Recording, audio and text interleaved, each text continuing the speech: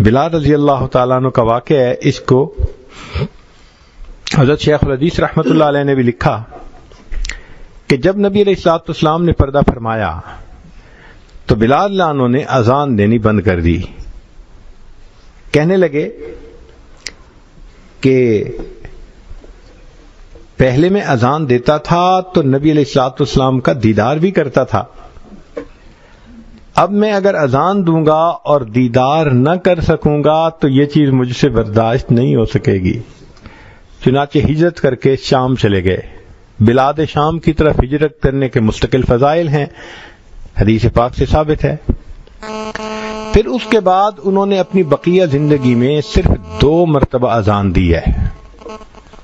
وہ کیسے کہ جب بیت المقدس فتح ہوا تو اس وقت بھی بلال لانو وہیں تھے، تو عمر لانو نے فرمایا بلال، نبی علیہ السلام کے زمانے میں تم ہمیں اللہ اکبر اذان کی آواز سناتے تھے، آج اللہ نے بیت المقدس کو فتح کروا دیا تو میرا جی چاہتا ہے قبلہ اول میں بھی میں تمہاری اذان سنوں. اب امیر المومنین کا حکم ایسا تھا کہ انکار کی گنجائش نہ تھی، تو بلال لانو نے اذان دی.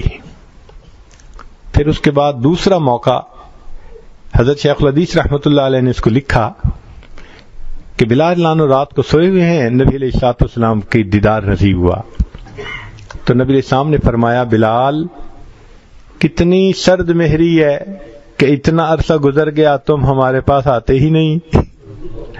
جہاں محبت ہوتی ہے وہاں محبت کے شکوے بھی ہوتے ہیں کہ بلال کتنی سرد مہری ہے، اتنا عرصہ ہو گیا تم ہمارے پاس نہیں آئے. آنکھ کھل گئی.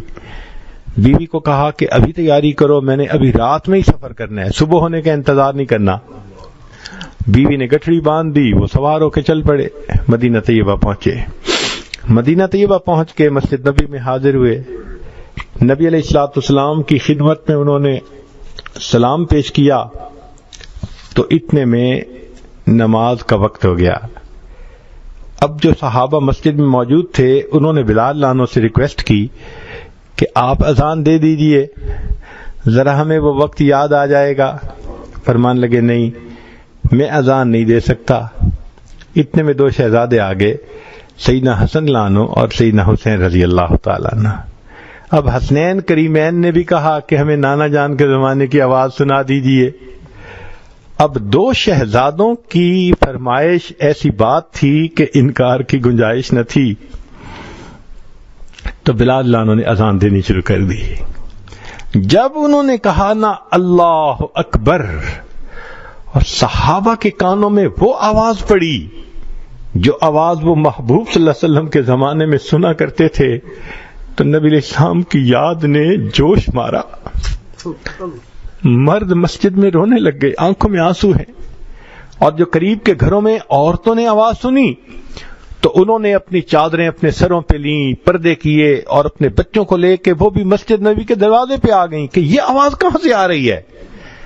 اب عجیب منظر ہے، مسجد کے اندر مرد رو رہے ہیں اس آواز کو سن کے جو محبوب کے زمانے میں سنا کرتے تھے، اور مسجد کے باہر عورتیں رو رہی ہیں.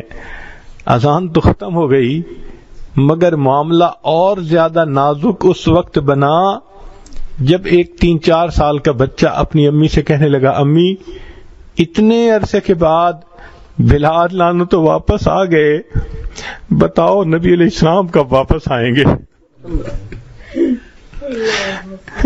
بتاؤ کہ نبی علیہ السلام کب واپس آئیں گے؟ تو صحابہ لانو نبی علیہ السلام کو کثرت سے یاد کرتے تھے.